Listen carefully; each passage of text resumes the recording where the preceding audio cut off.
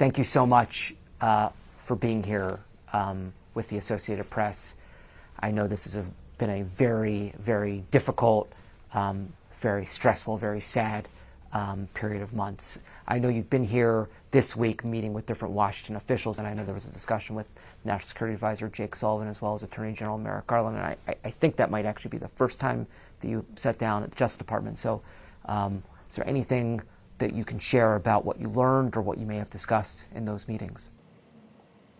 Well, one of the most remarkable things, I think, in all of our journey, this tragic, unfortunate journey that we're on, is the degree of partnership and true commitment that we've witnessed from the Biden administration. And all of the senior officials we've met, including this week with the National Security Advisor and the Attorney General. It also shows the disconnect between how much the administration is doing to the visibility of the 45 Americans that were murdered on October 7th, and the fact that there are 8 Americans still in captivity, 5 of which are alive, 3 are being declared murdered, and how there is ignorance in the street, not understanding the crisis and the humanitarian crisis level of all the other hostages that are in captivity. Do you mean that the administration is doing lots of work on behalf of your loved ones, but it's your sense that in America, in the United States, there's apathy or a lack of awareness or interest in the sadness and plight that your families are going through? Absolutely. Absolutely. I think there's also a lack of knowledge, as Lynette mentioned. I think the majority of the U.S. people are not aware that on October 7th, this was also an attack on the United States. 45 U.S. citizens were killed. That has not happened since 9/11. It's difficult to be the ones that are, carrying the torch constantly for our loved ones, but they have no voice, and so we have no choice. And as long as they're still there, we are speaking up.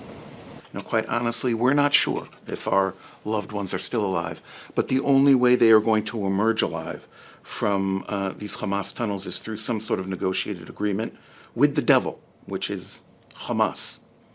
Hamas clearly has to be forced to, or coerced to enter negotiations to complete them.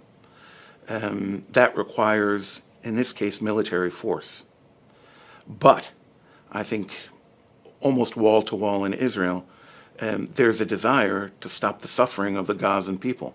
I am curious to hear you talk a little bit about, on a daily basis, how you go about your lives and what it is that you do that gets you through the day. What kind of thoughts do you have that help you sustain yourself, sustain your families, move forward in life? Because it's pain that I can't imagine.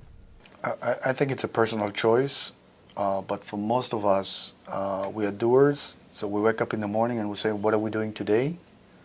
What's on the agenda? What's my to-do list to enhance, to make sure that things are progressing in the right direction? What can I do to make sure that my son will come back home? That being said, October 6th was a different life. Nothing is the same for us. We're not working or barely working, or we're working at releasing our son and advocating for the hostages. And that's what we've been doing every single day since. And like Roman said, if we're not doing, then we're thinking we don't want to be there. We need to stay positive, and we need to stay hopeful and keep moving.